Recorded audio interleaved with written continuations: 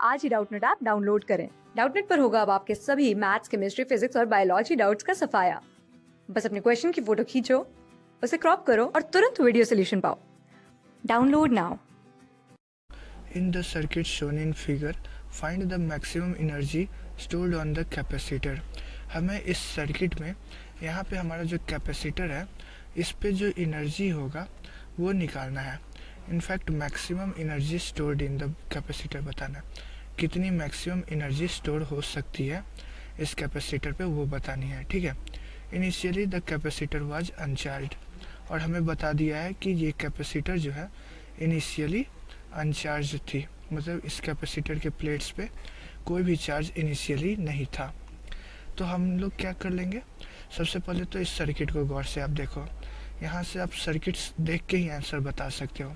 आप देखोगे कि ये वाला लूप जो है वो कम्प्लीटली इंडिपेंडेंट हो जाएगा इस वाले के। इस सर्किट में इनफैक्ट कोई करंट फ्लो नहीं करेगा, मैं ये कहना चाह रहा हूँ। इसको जस्टिफाई करने के लिए आप ये कह सकते हो कि ये सर्किट का ये जो पार्ट है 10 वोल्ट और ये 2 माइक्रोफेराड कैपेसिटर, ये किसी लूप का हिस्सा नहीं है।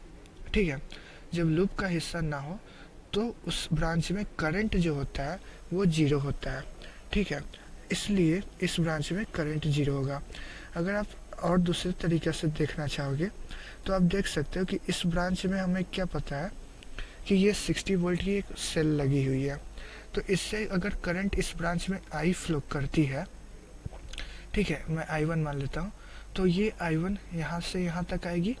अब ये I1 आपको लग सकता है ऐसा कि यहाँ पे दो डायरेक्शन है जाने का, तो दोनों में डिस्ट्रीब्यूट हो जाएगी कुछ कुछ करंट। लेकिन अगर आप थोड़ा भी करंट इधर भेज देते हो तो इसका मतलब क्या हुआ कि इधर जो करंट फ्लो किया वो लेस देन I1 हो जाएगा।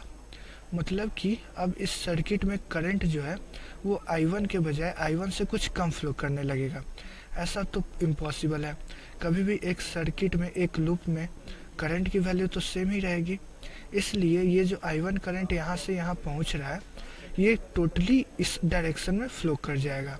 ठीक है, इसलिए यहाँ से इस डायरेक्शन में करंट कुछ भी फ्लो नहीं कर पाएगा।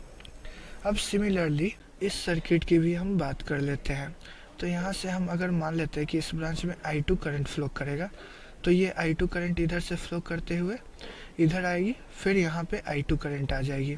ठीक है, अब अगर कुछ पार्ट इस जंक्शन से अगर थोड़ा भी करंट इधर डिफ्लेक्ट होगा तो इसका मतलब होगा कि इस ब्रांच में हमारा जो करंट होगा वो I2 से कम होगा। इसका मतलब क्या हुआ कि अब जो करंट की वैल्यू है वो I2 से कम हो जाएगी। तो ऐसा तो कभी नहीं होता है, एक लूप में एक ही करंट हमेशा मिलेगा।